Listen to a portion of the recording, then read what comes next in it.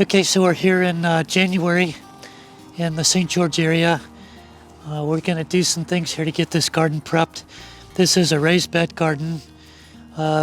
We had topsoil hauled in here originally, and probably one of the best ways to build your soil is to use about a 1/3 sand, 1/3 compost, and then your original soil, about 1/3 original soil. That's kind of what we've done here. You can see there's a lot of sand in this mix, but there's also a little bit of clay soil down here, and then we've got about a 1/3 compost that we brought in and mixed in here. This makes a really good garden bed. Raised beds are pretty popular in the St. George area because people don't have great soil, so they'll bring soil in, build timbers up to get them up to about 12 to 18 inches high, and then backfill it in with the sand, some original soil, and some topsoil if you can find it. People often ask, how much compost should I put in? We usually recommend about at least 2 to 3 inches, and then blend that with the rest. So if you've got about a 12-inch box, you'll want to put about 3 to 4 inches of compost in there and blend that, and then again with some sand, and that gives you a pretty nice mix that you can see here as we rough this soil up and get it ready for planting. The other thing that you might think about doing is running a soil test. You don't have to have a probe, but this is nice because it lets us sink into this nice soil, twist it, and then pull up a nice core of soil.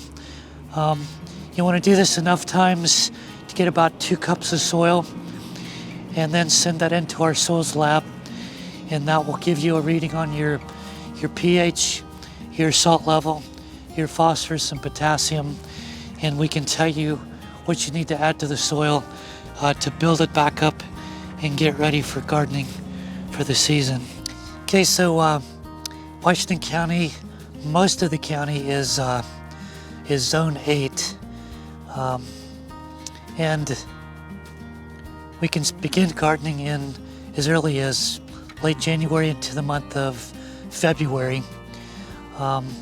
We do have some frost clear into the 1st of April, but those would be light frost, 30, 32 degrees. But there's a lot of things that we can plant now. For example, we usually tell people to think about things like peas, leafy greens, kale, cabbage, broccoli, cauliflower, lettuce. Those things can all go in late January, and particularly the month of February. It's just an ideal time. You can either use transplants and plant right into the soil, or you can seed. If you direct seed, you may want to use some type of a probe. This happens to be a moisture sensor, but they make these also for temperature. And so if you're going to direct seed right into the soil, you should be checking your soil temperatures, and we want to see that temperature come up to somewhere around 55 to 65 degrees. If you're going to do plants, in other words, if I'm going to raise, for example, cabbage or cauliflower plants, or I'm going to go buy them at the nursery and put those plants in the ground, the soil doesn't have to be quite as warm because those plants have already germinated and they're already growing, and they don't mind those cool soil temperatures.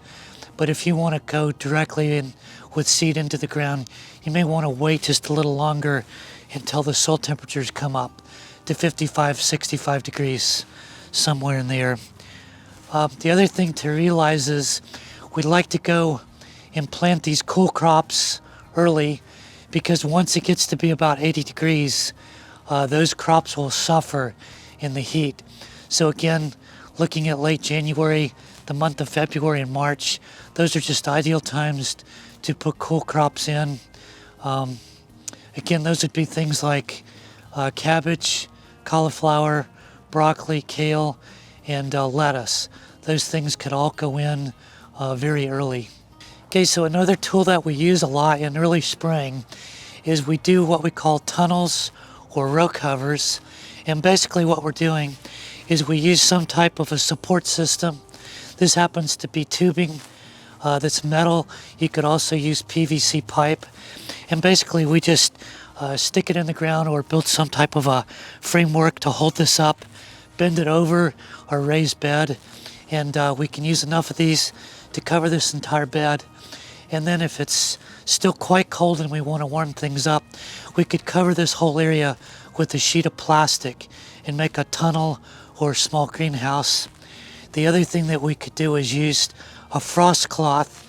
Frost cloth is basically, it's just a little heavier than a bed sheet, a little bit thicker, and it's usually white, and we would cover this area with that. The advantage to the frost cloth is that it does breathe.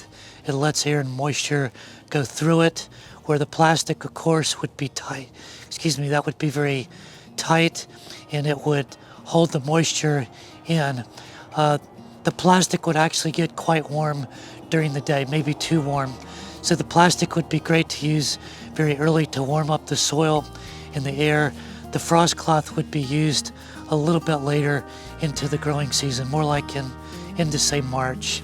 So these are two tools, the plastic and the frost cloth, that you could come and use as covers over your raised beds to get an early start.